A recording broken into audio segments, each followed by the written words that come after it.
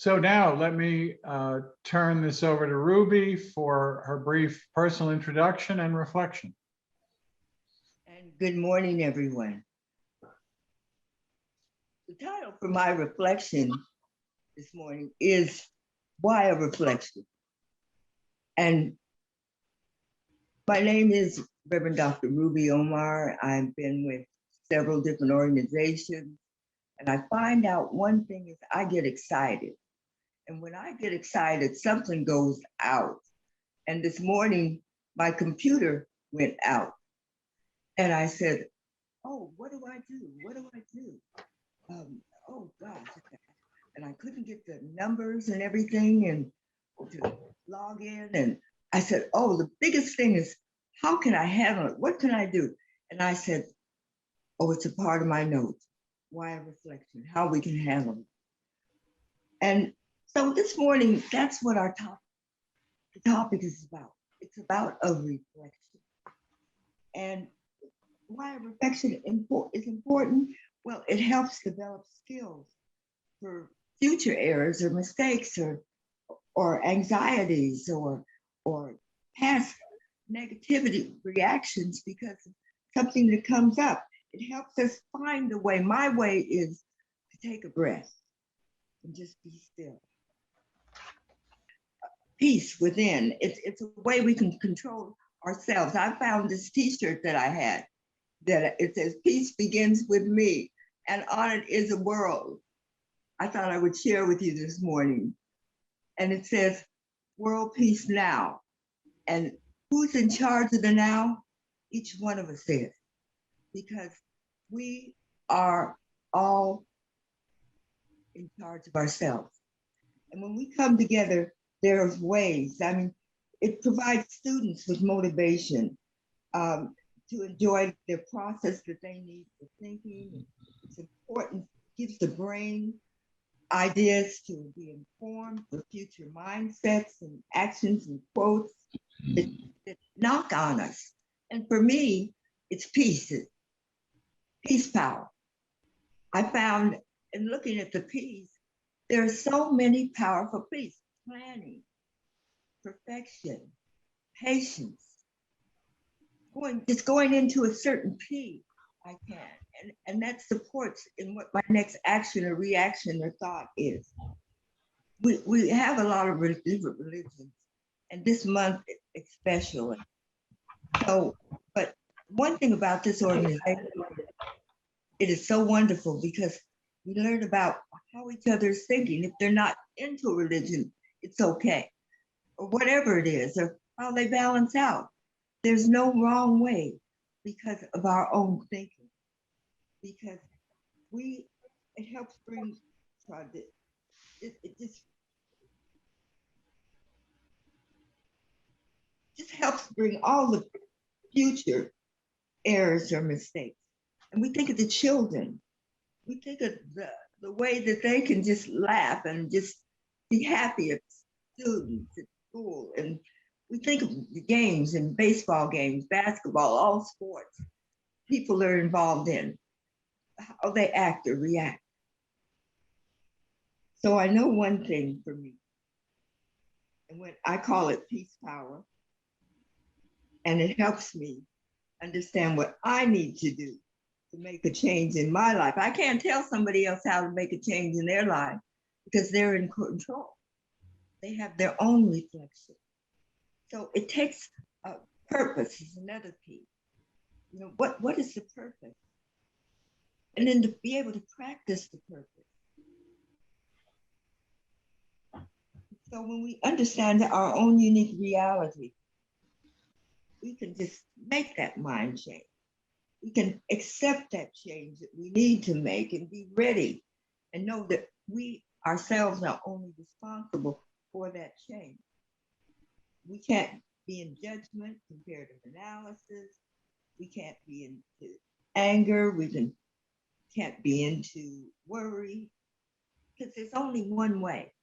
One way is our own peace acknowledgement of what we can do to be patient with ourselves. That's potent. That's our own productivity. It's our own unique way to just be the best that we can be in the changes that we can make for ourselves. I know it's the change that I need to make for myself. So anyway, it's talking to my computer, my instruments, and all the other things around me that I need when I go forward into an action, that I have to be still for that moment and go into the powerful peace. Be patient. And so I know each and everyone can understand what they need to do, what they plan on doing, and work on this path. And so this is my reflection. It's about a reflection. It's important for us. And I'm glad everyone is here in the light and in light. Thank you. And I pass. Thank you, Ruby, so much, so much. What I've been eager to say this morning is what a pleasure it is to introduce Father Chris Ponnet. We could add up the years that we go back, having met on the board of Death Penalty Focus, probably over 30 years ago. Chris has always been a light in my life, a source of strength, of inspiration, of power, a man of a few words, but of strong sentiments. And I'm very grateful that Chris took the time this week to gather his thoughts of what's going on at home and abroad. And I'm very eager for his presentation. He'll decide he can stay with us until just before 9 o'clock. And how much time to spend in his presentation, and if there'll be time for Q&A. But in all events, we'll continue the conversation after Chris is required to leave. Thank you, Chris. Well, good morning. It's always good to be among you. And I see this as a conversation, and I see my comments in the context of preaching to the choir, because we are all people who in many ways have been trying to live out daily a nonviolent way as religious who don't want to bless war and violence. So I don't, as Ruby and I talked earlier in the week when there was a need, I began reflecting on this, and I pulled together a couple things just really for my own reflection, and hopefully it helps our own reflection. And the connection being what happened at the Oscars and that moment of violence, and then the daily reality of what's happening in Ukraine, and what might these events say to us, say to me as a person of faith. I realize that ideally this presentation should be done by a panel of people of diversity, not a white male church person. So I want to acknowledge that I'm not the ideal person for this conversation, but I'm a member of the community, and so I put that out. So I'm gonna, let me see if I can do this right. Here we are.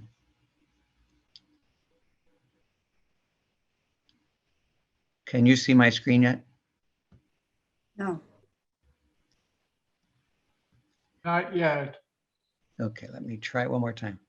And the wonderful picture of Lenore is coming up, and she's one of my amazing mentors of peace and justice in our tradition of faith. And so it's not coming up as able to share. Let me, if it doesn't work, I can do this without it. It's always nice to have graphics in front of us. Yeah, I don't want to waste time on. Chris, you may want to look at your view box in the upper right-hand corner. Maybe that would offer you the option to share screen. If that doesn't work, then I apologize for the interruption. Yes, somehow I go to the view and it has speaker gallery in full screen. And I go down to the green box and I see shared screen, but it doesn't highlight the option. So anyway, I don't want to focus on the technology piece. So there was an article by Leslie Gregory in a website that is part of Pace Bene called Campaign for Nonviolence. Leslie Gregory is a physician assistant African-American woman who wrote this article called The Slap Felt Around the World and Yours. And she begins by saying, when Will Smith slapped Chris Rock in front of the audience of the Academy Award ceremony, I, like undoubtedly many people of color who saw it, felt a remote and intangible sorrow and trauma born of generations of marginalization in this country. My body tensed, my teeth gritted, my heart broke a little. These two prominent men carried, and we both witnessed to, pain that likely couldn't be expressed. Neither could we as witnesses. The pain was felt by all who saw, and yet none could understand, though opinions flowed like water. Oh, it disappeared. Why is it? Like water from the press, the theater community, and pundits around the world. And she raised that question, and as a physician, she said the lessons that she learned from COVID, she thought was a helpful reflection. She said, I'm a Black, I'm a woman, I'm a mother, I'm a frontline healthcare clinician. And I can tell you that this approach can be directly correlated to what I learned during COVID. 1, politics has no place in healing. 2, thought errors can be deadly. 3, bringing healing into community keeps vulnerable patients out of clinical environment. 4, resources must be diverted and prioritized to those who are most vulnerable. Fear will obstruct progress. 5, so courage is needed even when most difficult. And lastly, we must not let economics, politics, class, or gender obscure the multifaceted approach that is needed. Leslie concludes by saying, here we are engaged, sad witnesses to this folly. Where are the spiritual leaders who should be standing in the shoes of Martin King? We are missing the voices of the ecumenical community in this struggle. We are here calling for unity, strength, faith, and peace in this critical time. Yes, this is a lot from witnessing one Black man slapping another, but all of us carry triggers with deep history. Can yours and mine meet to move forward in a new light forever? And I'll put in the chat at the end of that resource. And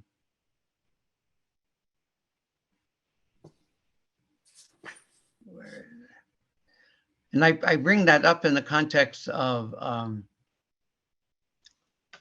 what was your experience when you saw that? And especially when you saw it played over and over and over and over. And there were many sides to it. What was the relationship with him and his wife and the two of them? But I was touched by the fact that from our perspective as ICUJP, what happened at that moment? And we are told that right before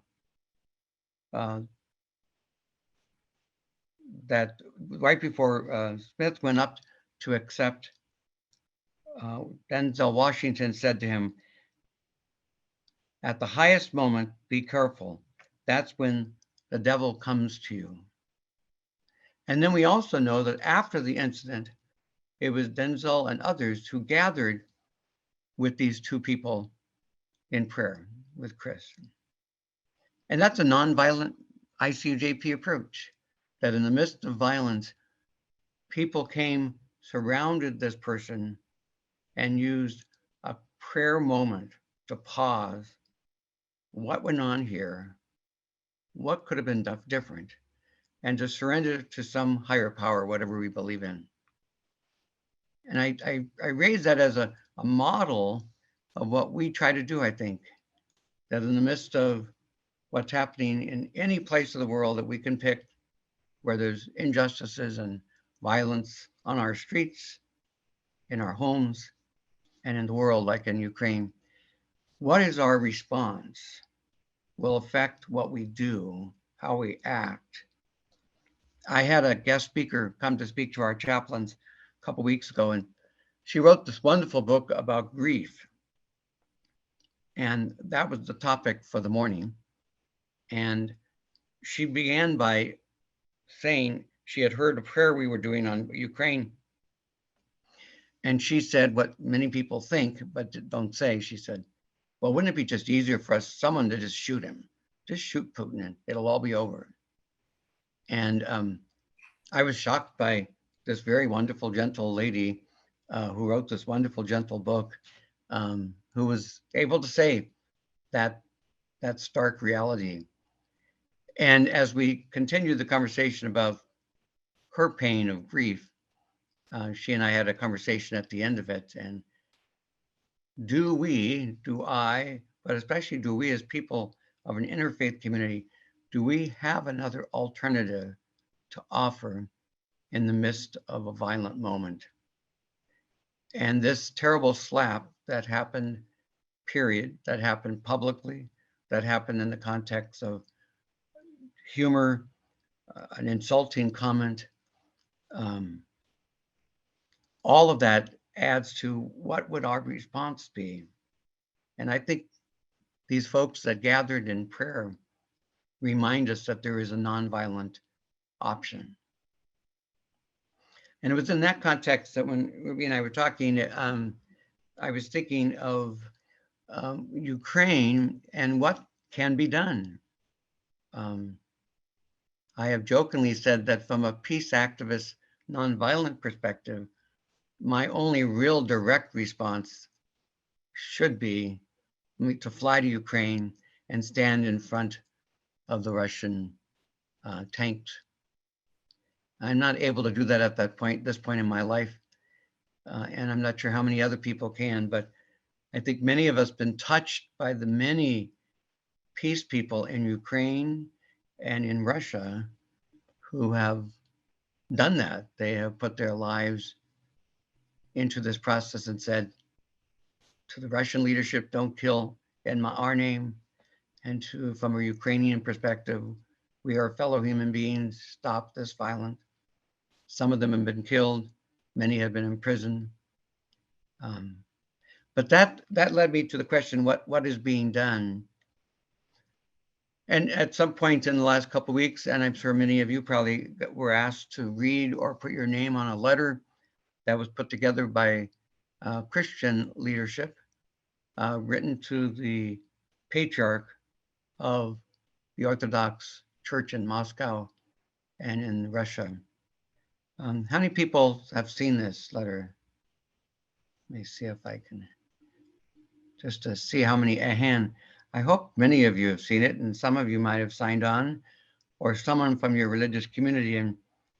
And there's one paragraph that this letter says that the minute I read it, I thought of us.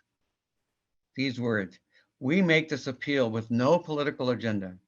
Before God, we bear witness that there is no religious justification from any side for the destruction and the terror the world is witnessing. Once again, this is a group of Christian leaders writing to a fellow Christian, the patriarch of the Orthodox Church of Russia. Our first alliance is always to the Lord Jesus Christ. This transcends the narrow claims of all nations and ideologies. When I read that no religious justification, I thought of George Regas and all of us who for years have said religious must stop blessing war and violence. So they must have read some of our literature. It was an affirmation of who we are and what we try to do. But the powerfulness of this is also that it goes on for 4 pages of signatures from all different religious bodies, women, men, evangelical, Protestant, Christian, Catholic, American Baptist Church. Goes on and on and on, that this terrible moment can bring us together. This terrible moment can sometimes put aside all of our other divisions about so many important issues. But for us to be brought together to say there's something more important here, and that is that from our spiritual tradition, violence never is the answer and only exasperates the problem. And then out of that also came an article about a group of people, Jewish, Muslim, Christian, Druze. They gathered at the Jerusalem Orthodox Cathedral last Monday, and they too wrote a letter to the patriarch and asking for him to take immediate steps to de-escalate the conflict and seek a peaceful resolution to it. The letter from all these religious folks, they posted it on the outside of the church like Martin Luther did in 1517 and said, "We religious leaders representing many faith traditions write to express our concern with the events taking place in Ukraine. We are saddened to see the fighting, which primarily pits Orthodox Christians against each other. The current conflict has already resulted in significant loss of life of both combatants and civilians."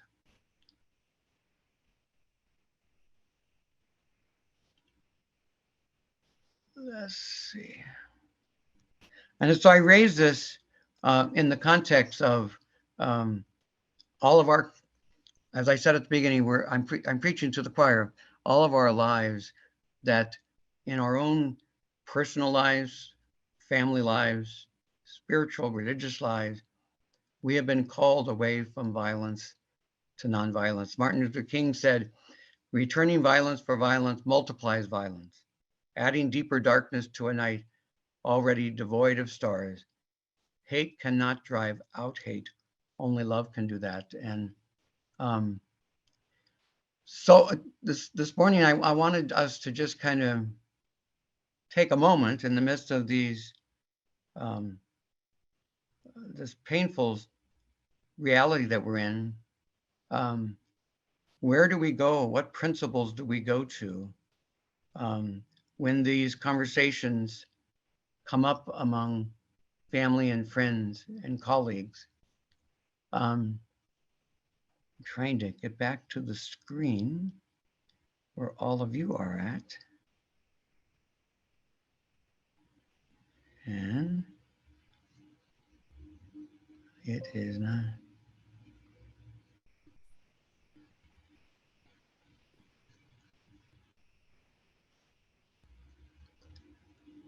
I'm assuming you could still hear me.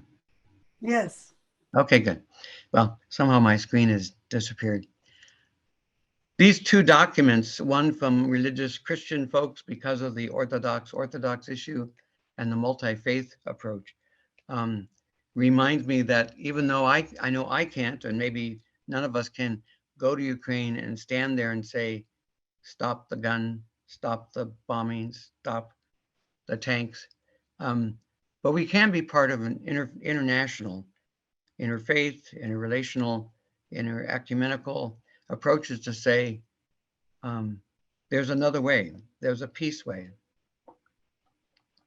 as Ruby mentioned at the beginning. And so I went back to my training as a person of the Christian faith within the Pax Christi nonviolent movement. And I wanted to just put out some of the principles of nonviolence that we've all tried to live out, and which hopefully will lead to this conversation of how you see it and how you or others that you're working with are doing something about it. There's a wonderful group called the International Center for Nonviolent Conflict. Some of you are probably a part of this. And their website has some amazing information, I think, that might be helpful for you. They did a survey, and the responses of the survey, if my screen share would work, but I'm sorry it's not, shows that this question was asked: what would you do in case of foreign armed intervention against your town or village? What would you do in the case of a foreign armed occupation of your town or village? And of those, 26 people said they would join a civil resistance, go out and march, demonstrate, boycott. 25 said that they would engage in armed resistance. 12% said, I would just move to a safer region in Ukraine. A very small group said 3% said that they would go abroad. 19% said, I just don't know. 13% said, do nothing. And there was a very less than 1% that they would not do anything. But I invite that question to us this morning of if this was happening here, or if you are in relationship with people in Ukraine, how they're responding in various ways. So I just invite you to, and I'll send the link, but this website gives some numbers to what might we, ICUJP, and in our different organization, what might we be bringing to the table in this moment of not theoretical war and not theoretical living with this, but in the midst of a war that's going on. And the website is called International Center for Nonviolent Conflict. So the principles that I go to around nonviolence, and I recognize as a Catholic priest that I'm not in the normal, the flow of things. As a Catholic priest that believes in nonviolence, who's gotten arrested with many of you many times, my colleagues don't understand me either. And on last Monday, I'm sorry, our bishop's office is trying to move our Catholic Church to publicly acknowledge the sin in our church of racism. And we had a presentation about it. And at one point, the people leading it said, so how many of you have ever preached against racism? And there was like 1 or 2 hands out of 45. And I asked the question, how many of us have preached against the war in Ukraine? And it was about the same numbers. And so one of the questions that continued in the conversation on that issue was, education is clearly a piece of it. Education of us as religious leaders, all of us. And then how do you pass that on, whether it's in grammar school? And we had that wonderful reading by Steve last week about sexism, that some people would say this is terrible and it's not appropriate to tell our small children how to be against racism or sexism. And it's like, no, that's when it begins. So we had this conversation. It was a very uncomfortable conversation. There were 45, I think there was only 2 of us Anglos. I would say there were 40 Latino religious leaders. And I think there were 2 Asians and 1 person from Africa. And in the midst of this theoretical conversation, the one priest from Africa stood up and said, in front of the person that he was speaking to, you know, we were voting on a leader in this group several months ago, and I was one of those at the top numbers. And for some reason, the local bishop came in and said, we're suspending the votes and I'm appointing this other person. And there was this dead silence because he was speaking right to the person, that the white elder priest who is sitting in the role. And it's not a big dramatical role, it's just a local But it was one of those moments that it was concrete of how do we deal with racism, sexism right in front of us. And I put that in the context of, as we talk about this, the Will Smith and the Chris Rock visual violent moment and the visual violent moments we're seeing during this war. For many of us, from a nonviolent perspective, the principles of nonviolence is that it has to be a way of life. We can't just do this on the spare moment. For all of us, we've been working at this and struggling with this every day of our lives. Whether it's being against the war and then yelling at your spouse or a grandkid, or how do we make this a part of our daily living? And how does nonviolence help us understand the other? And thirdly, how does nonviolence lead us to defeat injustices, not people? So how do we look at the underlying or the umbrella in injustice, whether it be our church's history with people of faith, people of color, people of gender, that our traditional leadership have not been on the forefront of speaking out and being leaders on within our own Catholic Church community and maybe in your own. The fourth principle of nonviolence is realizing that voluntary suffering can be a witness. And that might be fasting, like our Muslim brothers and sisters do during this Muslim period of time of Ramadan, or as Christians do during Lent, or people of other faiths do preceding maybe a major event in your Hindu tradition. So how do we voluntarily suffer? For some of us, it means going to jail. For some of us, it means doing without because we make a donation to the Red Cross or some other international group.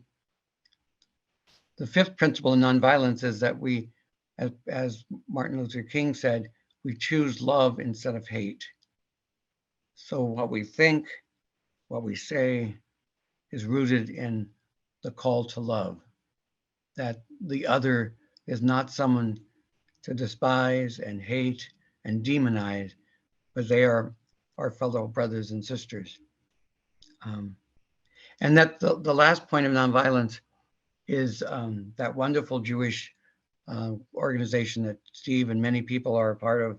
I get their newsletter, that justice is bowing always toward and bending toward the side of justice, that the universe is on the side of justice, and if we remain faithful, we will see that justice played out, whether it's in our lifetime or in someone at another point of your grandchildren or my great grandnieces and nephews' lifetime.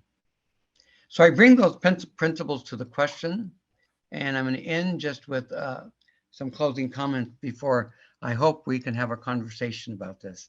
I hope this triggered something in your mind and in your heart.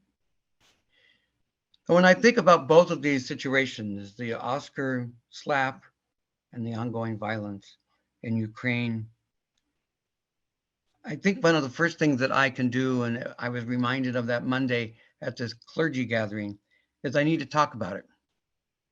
So in our church, we have a heart that's made of the colors of Ukraine, so that every day I speak about it, every day in the prayers we pray about it. We're not going to be silent about this or any other injustice. And then second to the other action is just, how do I give people some language to deal with this in a nonviolent way? How is Mr. Putin somehow a part of my prayers and all of those who blindly or in other ways are supporting him, who are actually doing the bombing and the murder? And how do I bring a nonviolent mindset and spiritual sense to this? And then I can do things like joining the letters to religious leaders, letters to our people in Congress, and say, we don't want more money for violence. We want to put our energy in a negotiated resolution to this terrible situation, this war, and all the wonderful movements toward bringing anybody that's accused of this violence to an international body for being held accountable, whether it be the UN or the many other bodies. And then I could do that direct kind of thing, like writing a check to Red Cross, or I'm sure all of our religious bodies are sending money and items over to the situation in Ukraine and Yemen and so many of the other world conflict areas. So direct gathering clothes, food, money to directly help those who are in the midst of these moments of violence. And I think a simple thing of wearing the colors. So we wear an AIDS ribbon, we wear a ribbon for cancer awareness, and to wear the blue and yellow ribbon colors, so that it creates conversations and allows us to say, well, my nonviolent approach would do this. So those are just some thoughts of these two linked moments in our history of violence, and what might we as people of faith do to say no to blessing any of the violence, any of the wars, and any of the funding of the wars and the weapons of war. So I open it and I invite, I guess it's Steve as facilitator. Yes, thank you, Okay. Chris. That was a half hour. I got so much out of what you said today. And I also want to quote you, and I've done it for 30 years, that I learned a phrase from Chris. I think I have it right. Resistance at the water cooler. Right. Is that how you put it? Yeah. And what Chris did in that phrase was you bring your resistance in that case, into the workplace, into a safe space, a space where people congregate around the water cooler. I don't even know if they have water coolers anymore. But it was such an insight, and I've used it often. I have a few other comments, but I want to turn first to Carol Francis and then Rose.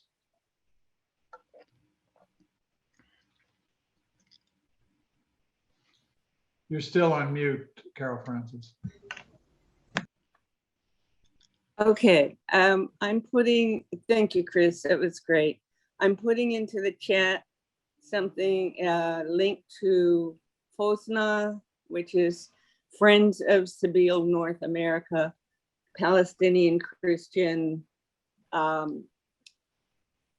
response to violence, and the refusal to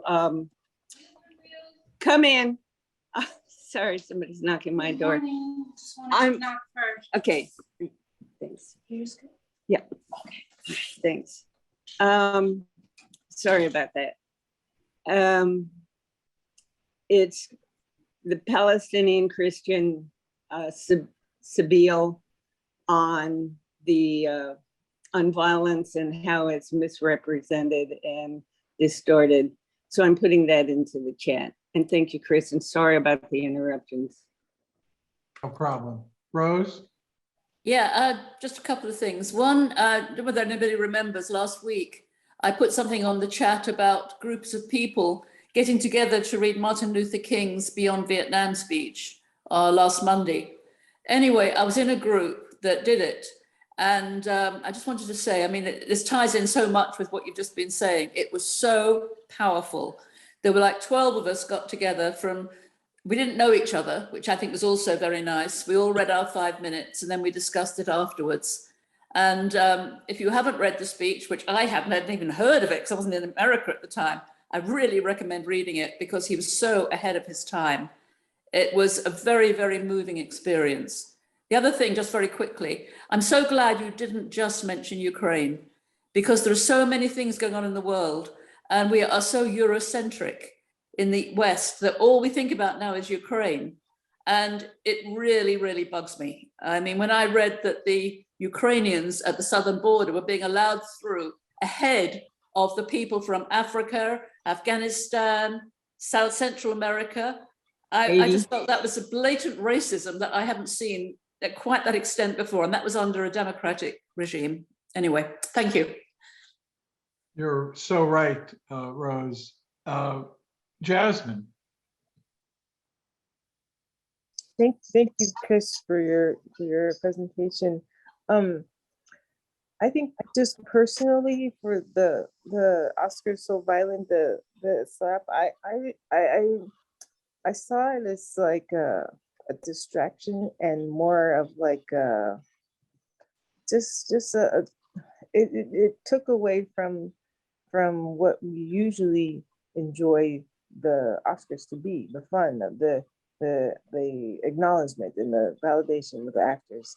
But I felt that it took away, and that's for that. And then to piggyback on what Rose said, I think, yeah, we also acknowledge what's going on in Ukraine, but we also know that there are other struggles, Palestine and Cuba, and all of them. We have to remember that there's still struggling going on in throughout the world and in other places in the world, and that we as prayer for people and as peace people need to I feel like it's a word, lean in on our faith communities and look for the bright light, and look for our kind of support systems and our organizations to go to for that dialogue. I think that's great. Also, Chris, that you brought out in your presentation,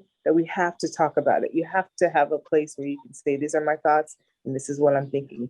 And I think that ICUJP is definitely, one of those places. And I really, really think that peace is a way. And also Reverend Ruby's peace, power. There is definitely peace and nonviolence and power. Thank you. Thank you. Thank you. I've got Anthony, Fernando, Rick, and then I'll call on myself. Anthony. Well, I want to thank you, Father Chris, for raising a lot of really important ideas and questions for us to think about today. And I want to thank you, Rose, for bringing up other countries like Yemen. I've been organizing a little peace vigil where we're holding up a sign that says Quakers for peace in Ukraine, Yemen, and everywhere. And just this past Friday, I went to an iftar, and I was invited by a Muslim who's from Yemen, named Mohammed. So I had an interesting conversation with him about what's going on there. And just to sort of tie it all together, I think the biggest enemy we have in the world today, one of the biggest enemies, is the arms industry.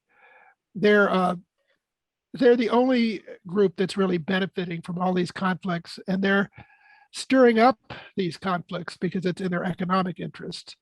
So I think we have to call out the arms industry and just really dismantle the military industrial complex. Thank you. We tried to have a Chris. small interfaith moment of prayer on the steps of the hospital here at LAC USC at the beginning of this crisis, of all the crisis. And all these people wanted it to happen.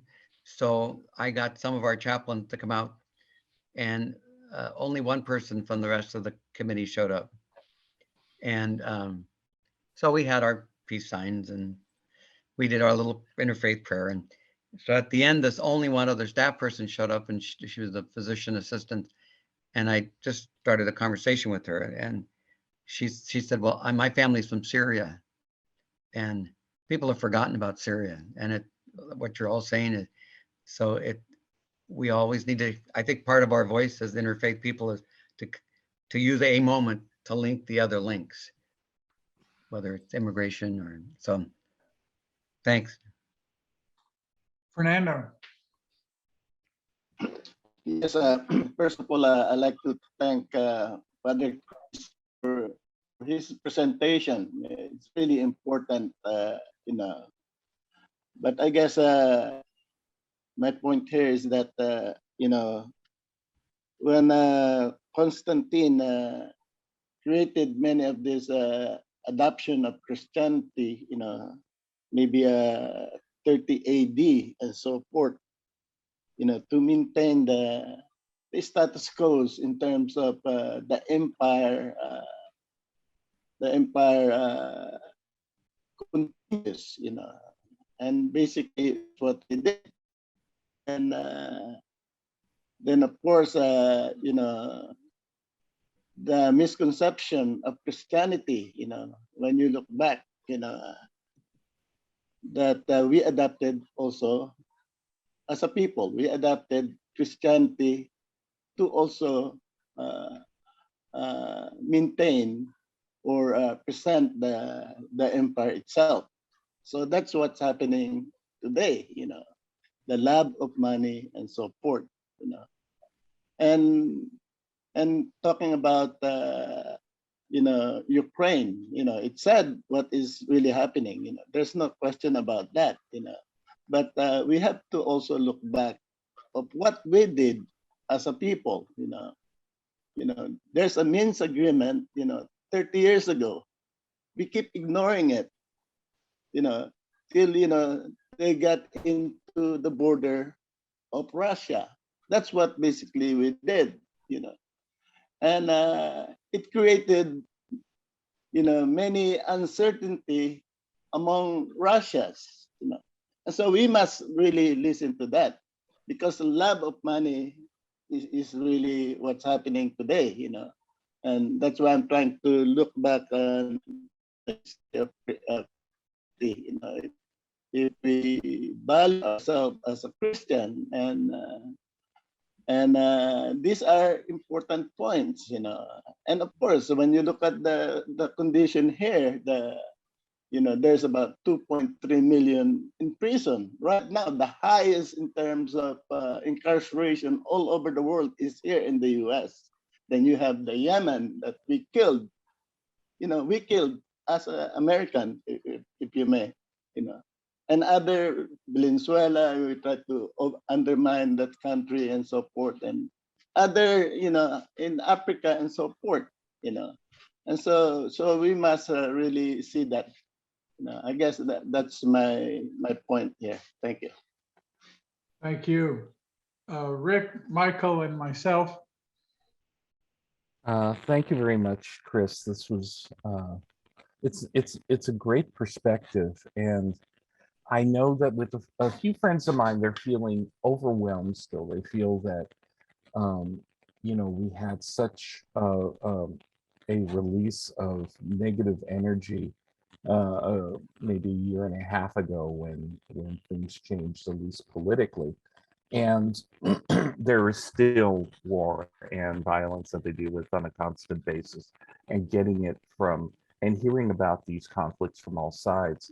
And I keep on being reminded of that Talmud, you know, scripture, that not be daunted by the enormity of the world's grief. Do justly now, love mercy now, walk humbly now. And you're not obligated to complete the work, but neither are you free to abandon it. So, you know, I know people that feel like there's only so much we can do. And, you know, when I was working for Virgin Megastores, we had a partnership with this group called the Starfish Foundation. And that's based, the name comes from a West African story of a little child on the beach tossing starfish that were drying in the sun and losing their lives, tossing them back into the water. And someone came up and said, there are probably thousands up here. You can't save them all. Why are you doing this? And the child picks up one of the starfish and it says, it matters to this starfish, it matters to this being, throws it back in the water. You just, I guess you pick a lane where you have the most passion and see where it takes you. I hope people that are feeling overwhelmed by the world's injustice can maybe find some solace in that.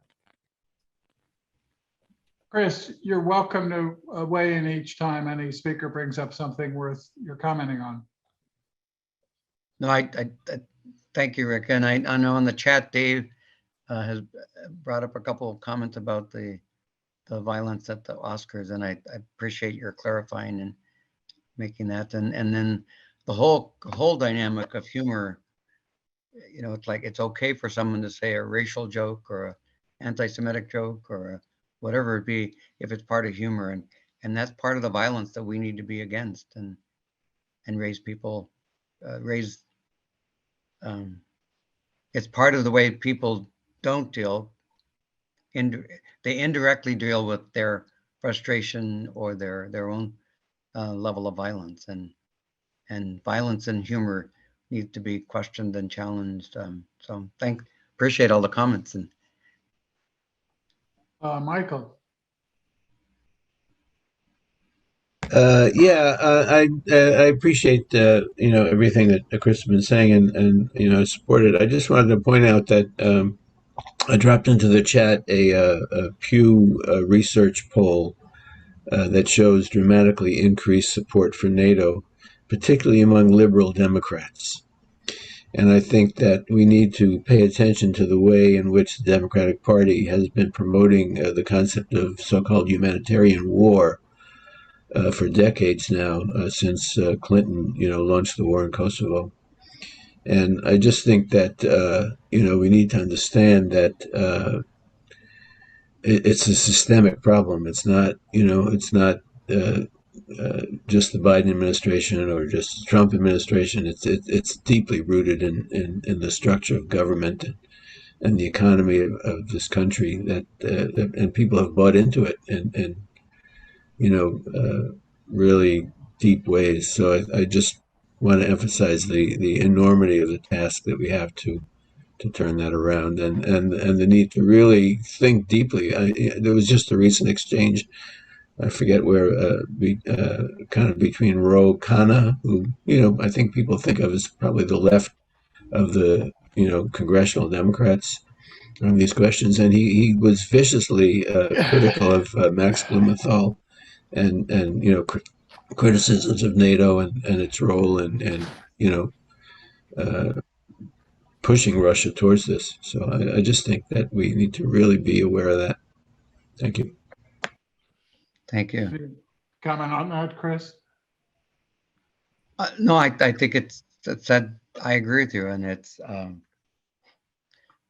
I think the challenge always for many of us is to look at the bigger picture, but also recognize what's right in front of us. So, as we're, as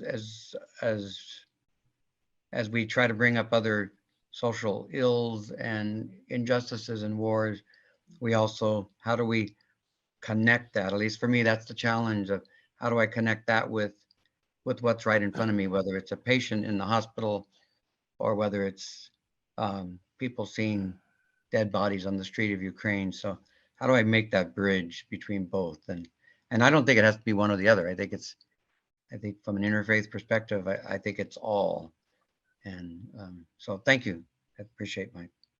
So I want to gather up a few thoughts of my own here as we have a few more minutes with Chris. Starting with the original situation. First of all, I'm so proud of ICUJP that our founding motto is religious communities must stop blessing war and violence. One needs to be a historian of ICUJP to remember that the slogan began, religious communities must stop blessing war. And it took further conversation, maybe Grace remembers some of this, or any of the rest of you, that we added "and violence" to our motto. And it was with a great deal of intentionality, because we saw violence primarily at home that could not be characterized as war.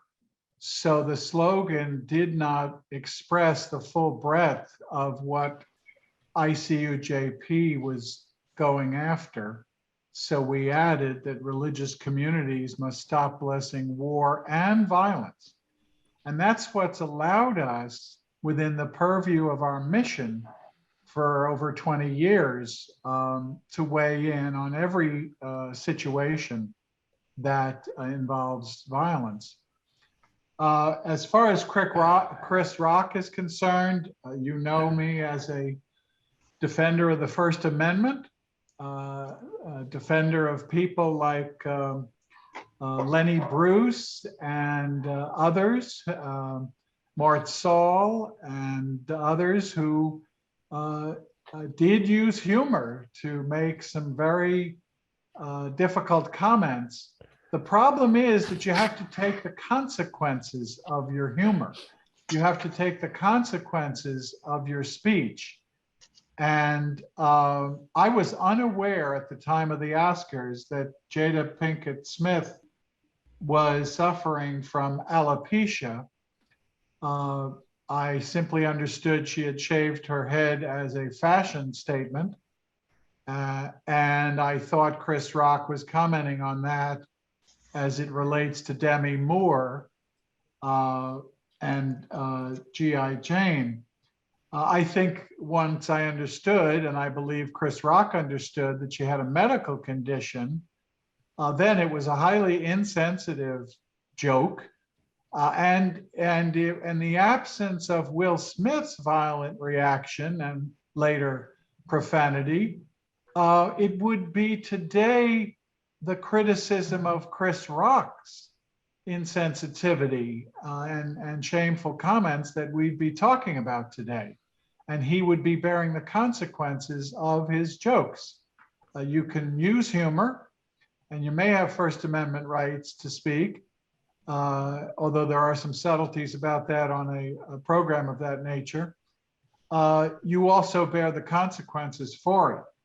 What I think, what I appreciate in Chris's remarks is to take one instance of violence and the lack of restraint on Will Smith's part and the restraint exhibited by Chris Rock, and then to expand that to the Ukraine. Will Smith could have carried the day if he had found a moment in his acceptance speech when he was given the forum to comment on Chris Rock's tasteless humor. And he could have spoken of defending his family. And I think he would have had a better day. So what all of it demonstrates, and his instinct, it's the difference between one's instinct and one's restraint. There is a human instinct to react to people's offense and people's attacks on your wife or your family. The instinct among many people to this day is to punch someone, to react violently. And so it would have taken restraint on Will Smith's part to not have done that. And then he had other forums and other opportunities in which to turn what happened to his advantage. The better example of restraint was Chris Rock's reaction to the slap. He did not haul off and punch Will Smith in response, like in a bar fight or something of that kind.